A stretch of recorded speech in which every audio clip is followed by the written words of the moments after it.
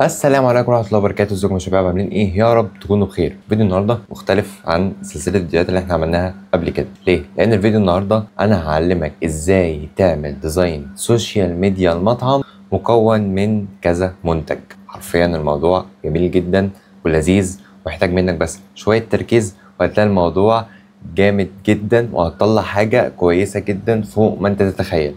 أهم حاجة قبل ما نبدأ الفيديو صلي على النبي، تأكد انك عامل سبسكرايب للقناة ويلا بينا عشان ما اطولش عليك. طبعا ده التصميم اللي احنا هنعمله النهارده ان شاء الله. هقول لك على التريكات اللي فيه، ازاي عملنا التكست افكت ده، نزلناه منين اصلا، ازاي عملنا التكتشر اللي على الحرف دي، ازاي لونا التصميم في الاخر، ازاي اصلا قصينا الصور اللي معانا، والصور اصلا بتاعتنا كانت عامله ازاي وعرفنا نقصها ولا لا، وازاي نعمل الشادو عشان الموضوع يبان بواقعيه، واظبط اللايت والكلام ده كله بحيث ان التصميم كله يبقى كامل ويبقى شكله مميز زي ما انت شايف كده. فاول حاجه يا سيدي احنا جينا عملناها، طبعا احنا جبنا الباك جراوند. هتقول لي انت جبتها ازاي؟ هقول لك جبتها ان انا دخلت على فري بيك وكتبت له رود، وعملت هنا اونلي اي اي جنريتد علشان خاطر الصوره تتولد لي عن طريق الذكاء الاصطناعي.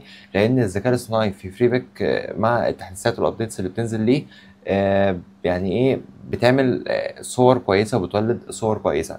فكل اللي انا عملته ان انا خليته فيرتيكال، يعني المقاس اللي هو الطول اللي احنا بنشتغل عليه 1080 في 1350، وظبطتها على التصميم بتاعي. فانا اول حاجه علشان اعمل التصميم بتاعي فانا باجي على الفايل ونيو، وزي ما اتفقنا 1080 في 1350 72 ريزوليوشن بيكسل سنتي، كولر مود ار جي بي 8 بت. تمام، هنعمل كرييت. بعد كده يا سيدي هنجيب الباك جراوند بتاعتنا عادي ونحطها كده ونوصلها في النص عشان تاخد اكبر عدد من الصور او المنتجات اللي انا عايز احطها. طيب بعد ما عملت كده هعمل ايه تاني؟ انا عايز اعمل مثلا هنا بلور، والارض هنا تكون موجوده عشان خاطر برضو احنا لما نحط المنتجات مش هيبقى عليها بلور. فلما تبقى منتجات مش عليها بلور على باك جراوند عليها بلور، فالموضوع مش هيبقى افضل حاجه. فانا عشان اقول لك انا على تريكايه محدش ما هيقول لك عليها اصلا، ان انت هتيجي تعمل كنترول جي، هتعمل كوبي لللاير بتاعه الباك جراوند، الصوره بتاعه الباك جراوند بتاع الرود. طيب بعد ما عملت هنعمل ايه؟ هنيجي على قائمه فلتر، بلور، موشن بلور، عشان نوصل للبلور او نسبه البلور اللي احنا عملناها دي، وهي الانجل بتاعها سالب 82. انا بقول لك يعني حاجات تقريبا انت ممكن تعملها اي عدد انت محتاجه، بس ده انسب يعني نسبه ان احنا نعمل بيها البلور بتاعنا. طيب هنتك اوكي. طب انا كده البلور عندي بقى في كل الصوره وكل الباك جراوند بتاعتي، فانا المفروض ان انا يعني انا هعمل ايه؟ يعني انت هتسال نفسك انا هعمل ايه؟ هقول لك ان انت لو جيت، يعني هي حاجه بديهيه بنعملها في كل حاجه. لو جينا هنا عملنا ماسك وجينا على البرش وجينا تحت هنا بالاسود اللي بيخفي وعملنا كده، بص ظهر معانا الارض بس هنا البلور زي ما هو، وده اللي احنا محتاجينه. طيب كده احنا وصلنا لحته كويسه ان احنا عملنا الباك جراوند وعملنا بلور وفصلنا بلور عن الباك جراوند الاصليه. طيب ايه المفروض اعمله تاني؟ بص احنا الريفرنس بتاع الصور بتاعتنا مبعوت لنا كده كده بالظبط. طيب اللي هيتعمل المفروض ايه؟ انا خدت الصور دي كل صوره وحطيتها على برنامج فوتوشوب وعملت سيلكت سبجكت زي ما احنا متعودين لحد ما طلعت الداتا دي مثلا صوره، دي التانية، دي التالتة. طب بعد ما عملت التلات صور المفروض اعمل ايه؟ فالكلاينت كان قايل لي ان اهم بيتزا او اهم منتج فيهم هي الصوره اللي انا فاتحها دي. فبعد ما بصيت الصوره بتاعتي فقمت جاي واخدها حاططها في التصميم بتاعي كده في النص بالظبط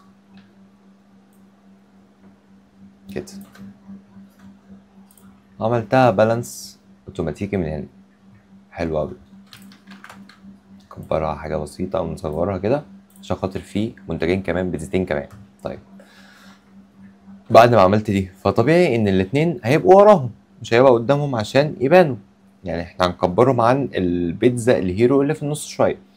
فجه تاني صوره معانا كانت الصوره دي، تمام. فقمت جاي برضه عامل لها سيلكت سبجكت وقصصها وجاي هنا كده مصغرها شويه وجايبها ورا اللاير دي، كبرها مثلا شويه كده.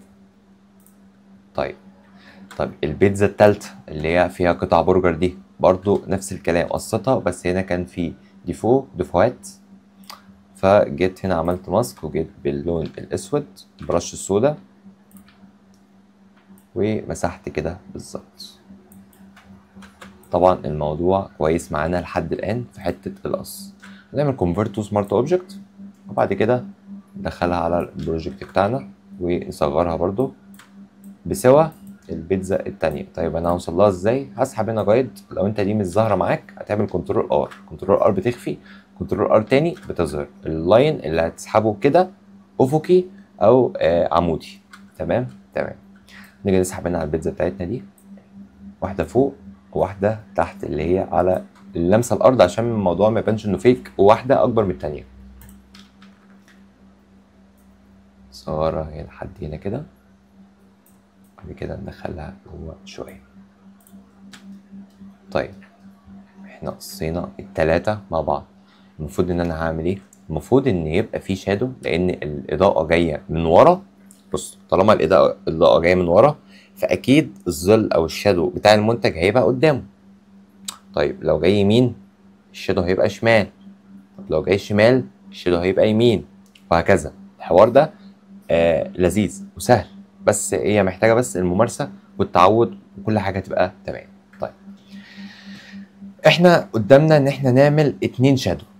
الشادو الكبير بتاع الجسم اللي هو واقف مثلا، ففي شادو مرمي على الارض وفي شادو ملامس من الارض للمنتج على طول. طيب ده بنعمله ازاي؟ بص، احنا لو جينا هنا جينا اللاير اللي هي الهيرو البيتزا اللي في النص وعملنا كنترول جي، خدنا كوبي ورجعناها كده، وبعد كده عملنا كنترول تي وعكسناها فليب فيرتيكال ونزلناها كده.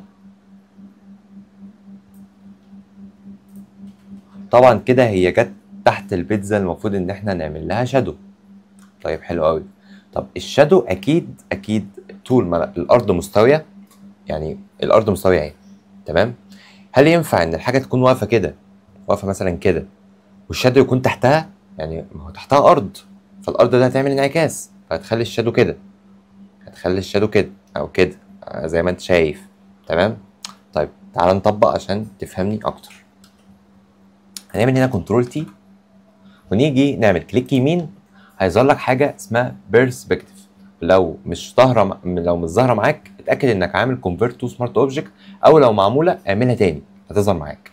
طيب بيرسبكتيف. طيب بعد ما عملت البيرسبكتيف لو انا اتكيت هنا كنترول قصدي الت وسحبت من هنا كده، بص تحس ان الحاجه الشادو اهو، يعني كده الشادو مش كده، يعني ما ينفعش المنتج يبقى واقف كده والشادو يبقى كده، لا الشادو المنتج اهو تمام، الشادو كده اهو. طيب تمام. طب بعد ما انا عملت الحركه دي المفروض اعمل ايه؟ المفروض ان انا اغير لونه لاقرب حاجه غامقه على الارض، ما ينفعش اعمله اسود قوي عشان مش هيبقى الطف حاجه. طيب لو عملنا هنا كنترول يو هيفتح لنا حاجه اسمها هيو ساتوريشن، دي اختصار انك تفتح الهيو ساتوريشن دي وتغير اللون من خلالها. طبعا هيظهر لك حاجه اسمها هيو ساتوريشن ولايتنس، احنا مش محتاجين اي حاجه من دول غير ان احنا هنجيب ال على اللايتنس ونقللها شويه بحيث ان اللون بتاعها يبقى قريب من الارض، نخليها مثلا -70 تكه اوكي. طيب هنسيبها كده؟ لا طبعا، هنيجي على البلندنج اللي هي نورمال اللي فوق دي ونخليها مالتيبلاي. طب بعد ما عملناها مالتيبلاي هنيجي يا باشا من على فلتر بلور موشن بلور، عملنا موشن بلور للبيتزا. طيب تمام. المفروض احنا هنعمل ايه تاني؟ هناخد نفس الحاجه دي بالظبط هنعملها على البيتزات التانية. هنعمل كنترول جي ونجيبها تحت اللاير، نعمل لها فليب فيرتيكال زي ما اتعودنا كده بالظبط، نعمل بيرسبكتيف ونيجي هنا نشدها زي ما شدينا بالظبط. بعد كده نعمل كنترول يو ونخليها -70. خليها مثلا 70 بالظبط. نعمل اوكي. خليها هنا ملتبلاي وفلتر بلور موشن بلور، عمل البلور اللي احنا محتاجينه. طيب هنيجي برضو على نفس البيتزا التالتة، هنعمل كنترول جي ونجيبها تحتها هنا، ونيجي نعمل كنترول يو لايتنس -70 زي ما احنا متعودين. طبعا احنا ما عملناش فليب فيرتيكال ونزلناها تحت، بس هنعملها عادي. برسبكتيف كنترول وشد يا باشا كده بالظبط. وبعد كده تعالى هنا اعمل ملتبلاي بلور فلتر بلور موشن بلور. وكده يا سيدي يبقى احنا عملنا الظل اللي هو البعيد، الظل البعيد عن المنتج، لسه ما عملناش الملامس للارض. طيب المفروض ان احنا هنعمل ايه تاني؟ فكرة يا سيدي ان احنا هنا ما ينفعش ان يبقى اللايت ورا والجزء الملامس للارض يكون فاتح قوي كده، لازم احنا نلعب على حته ان احنا نغمقه. طيب نغمقه ازاي؟ لو جيت تفتكر في الفيديوهات اللي فاتت كنا بنعمل، نيجي على اللاير ونعمل adjustment layer كيرفس كنترول الت جي وننزل تحت كده بالظبط. بعد كده نعمل كنترول اي، نعمل كنترول جي عشان نعملها على الثانيه، كنترول جي عشان نعملها على الثالثه. نيجي هنا على اول واحده على الماسك الابيض ونعمل كده بالظبط، نغمق الحته دي، خلي الاوباسيتي 78. طيب هنيجي على التانية نعمل كده برضو، خلي الاوباسيتي 78. ونيجي برضو على التالتة نخلي الاوباسيتي 78 برضو كده بالظبط. طيب احنا كده ظبطنا المنتجات اللي معانا كل حاجه. طيب احنا لسه ما ظبطناش الشادو اللي تحت، تمام، اللي هو الملاصق للارض. طيب هنعمله ازاي؟ بص يا سيدي، احنا نيجي على اللاير الاولانيه اللي هي البيتزا الهيرو اللي في النص، وهنيجي نعمل تحتها هنا لاير فوق اللي احنا عملناه، ونيجي على البرش نتاكد ناخد مثلا اقرب لون للارض، اللون ده مثلا، ونبطط الفرشه بتاعتنا زي ما احنا متعودين كده بالظبط. ونيجي يا باشا تحت البيتزا بتاعتنا نعمل كده، نبططها شويه وبعدين نكبر. طيب نيجي نعمل واحده كمان هنا،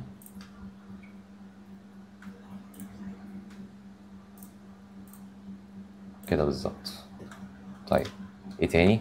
نيجي هنا نعمل كمان واحده ونحط الشادو الملاصق للمنتج بتاعنا والكلام ده كله. طبعا احنا كده ظبطنا حته الشادوهات واللايت والكلام ده كله. فطبيعي ان لما يكون بيتزا في النص ووراها بيتزتين، فاكيد البيتزا اللي في النص عامله شادو على الاثنين، راميه شادو على الاثنين. فده يتعمل ازاي؟ بص، لو جينا هنا جبنا البرش بتاعتنا ورجعناها لاصلها تاني دايره، وجينا على البيتزا دي كده عملنا تحتها لير تانية، جينا من هنا من الاطراف عملنا كده تكينا كليك بسيط، عملنا شادو على البيتزا دي، جينا هنا عملنا شادو على البيتزا دي. بص الموضوع كده بعد قبل بعد قبل بعد. طبعا الموضوع دخل في حتة الواقعية شوية. طيب ايه تاني ممكن يتعمل؟ طبعا احنا خلصنا الرصه بتاعت المنتجات بتاعتنا او البيتزات بتاعتنا او ايا كان اللي معانا. طيب احنا دلوقتي الكلاينت طالب مني ان انا اسعر الحاجه دي اذا كانت هي مثلا لارج او ميديوم، ومديني الاسعار وقايل لي ان انت لازم تكتب كل يعني اسم كل منتج ومكون من ايه.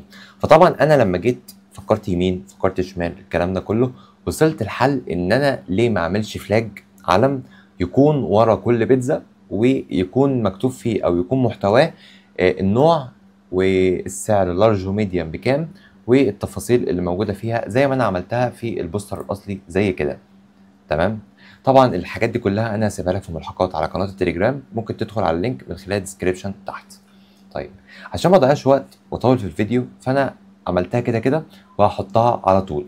بس انا كل اللي بعمله ان انا ثبت تمبلت واحده، وبغير مثلا من ميكس سموكد ستريبس لحد بيف بايتس او اونيون تشيكن باربيكيو، وهكذا بغير في الاسعار والحاجات اللي موجوده، المحتوى يعني بتاع البيتزا مكون من ايه.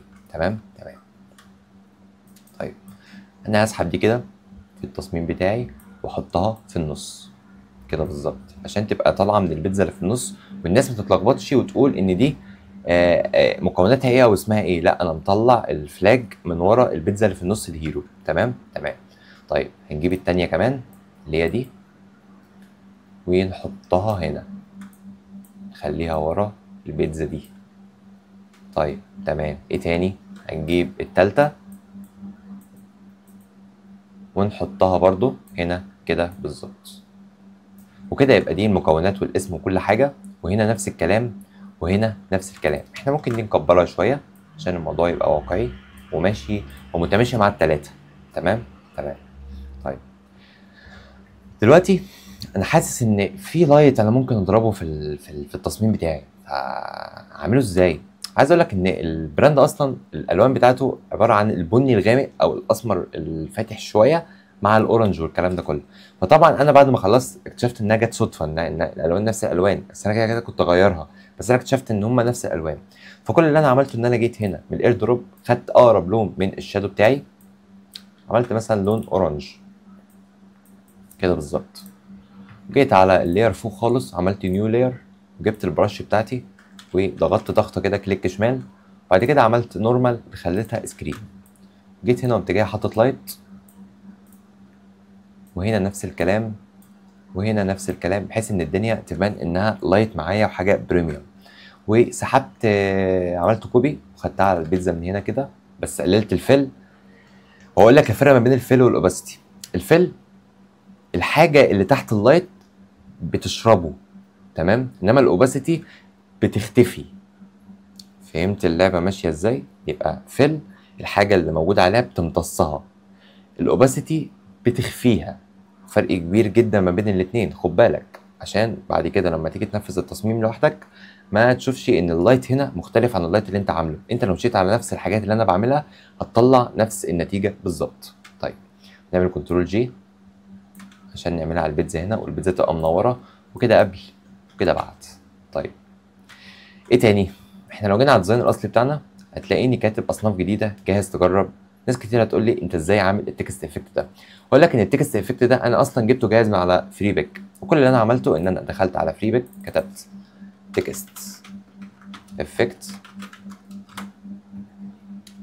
وخليتها عاديه اي اي جنريتد وخليتها فيكتورز. طبعا هيطلع لك حاجات كتير جدا، ومن اهمها انه طلع لي التكست افكت صدفه دلوقتي اهو، ده اللي انا مستخدمه. فبعد ما نزلته كل حاجه فتحته على الالستريتور. طيب في واحد هيقول لي انا ازاي اسحب التكست ستايل ده عشان اطبقه على اي حاجه تانية؟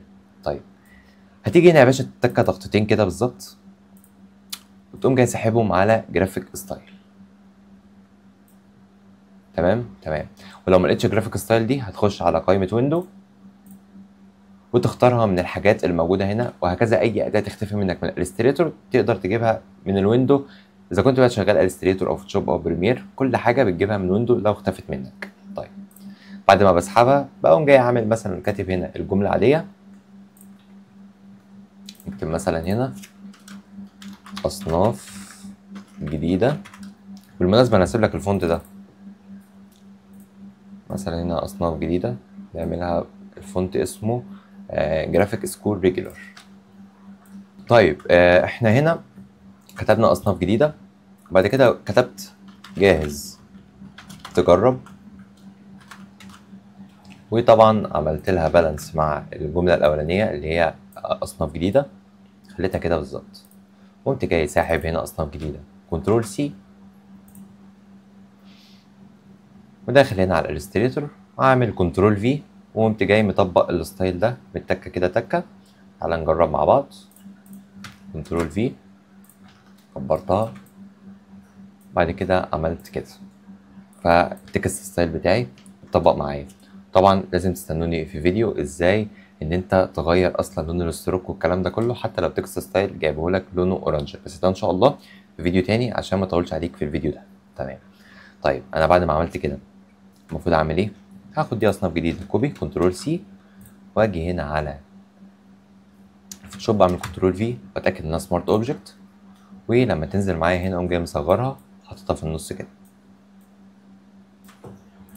تمام تمام. كلمة جهاز تجرب اقوم جاي واخدها برضو كوبي، بس انا كده كده عاملها هناك على الالستريتور جاهزة. كنترول سي، كنترول في، واوسطنها مع الجملة اللي فوقيه كده بالظبط. تمام تمام. طب هلزقهم في بعض شوية، وهاجي تحتهم، اجي تحت الليرين هنا امسح ده وامسح ده، بعد كده اجيب الشيب مستطيل مثلا او اي حاجه واقوم جاي رسمه تحت الاثنين تكست افكت، الاثنين لاير بتاعهم يعني. وممكن اخد مثلا اللون بتاعهم ده او اي لون مقارب للباك جراوند بتاعتي، مثلا اللون ده انا شايفه ان هو ممتاز والكلام ده كله. طبعا فاكر اللايت اللي احنا كنا عملناه على الاعلام والبيتزا والكلام ده كله، هتاخد منه نسخه وتحطه على التكست ستايل من فوق كده بالظبط عشان يدي لمعة في الكلام، بالذات ان ده لونه اورنج كمان. تمام.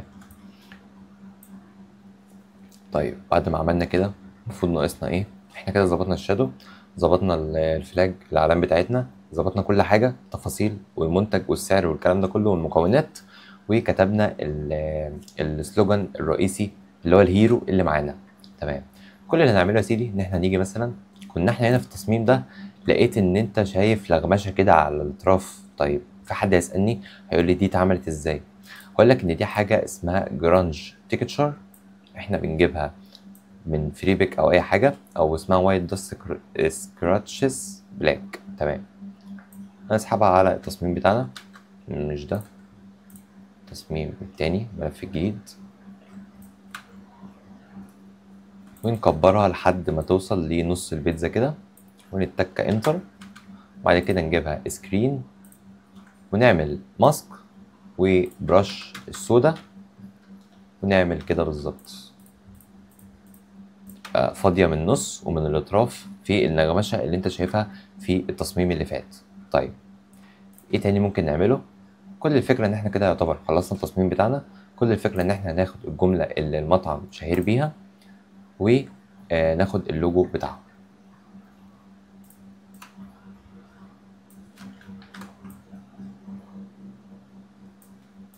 خلي الجملة دي في النص، متأكد انها معمول لها بالانس، واللوجو بتاعهم احنا ممكن نصغره شوية كده بالظبط.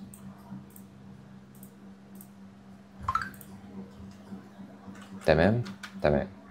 طيب ايه تاني؟ احنا كنا المفروض نشد جريدينت من تحت فوق الليرات دي كلها، فاحنا المفروض ان احنا هنعمل ايه؟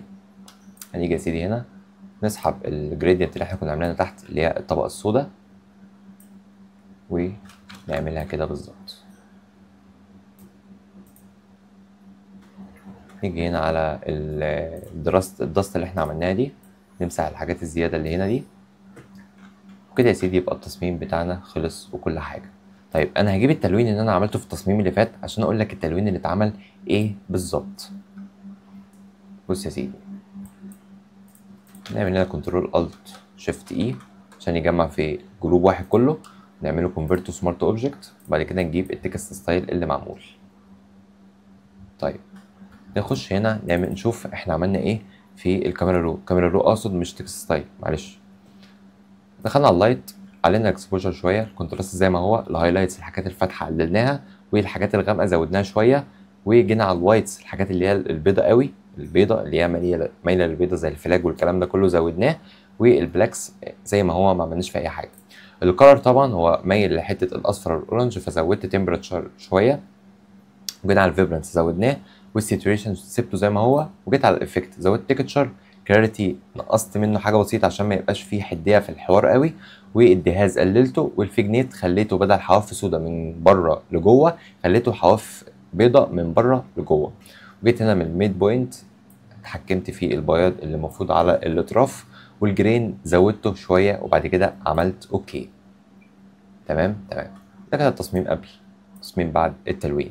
طبعا الموضوع فرق جدا في حته التلوين، واتمنى انك تكون استفدت اكبر استفاده من الدرس ده. حرفيا الدرس ده مهم جدا. وبالنسبه تاني للملحقات انا سايبها لك في قناه التليجرام، ولو انت مش في قناه التليجرام ممكن تخش على اللينك اللي محطوط في الديسكريبشن تحت وتحمل الملحقات وتبقى واحد من العيله بتاعه التليجرام اللي احنا عاملينها كوميونتي. عاملين كوميونتي، انت هتنضم للكوميونتي ده معانا ان شاء الله. اتمنى انك تطبق مع نفسك وتبعت لي على التليجرام او الواتساب، ان شاء الله هنرد عليك واقول لك على الحاجات اللي انت هتاخد بالك منها. ولو التصميم كله 100% تمام اقول لك كله 100% تمام، وهشير البوست بتاعك او هشير الصوره بتاعتك على كوميونتي التليجرام عشان خاطر الناس او اخواتنا اللي معانا في الجروب يعني ياخدوا باور ان هم يشتغلوا وان هم يتعلموا والكلام ده كله. مش هطول عليك اكتر من كده، اتمنى انك تكون استفدت، واستنوني في الفيديو، استنوني في الفيديوهات الجايه ان شاء الله. سلام.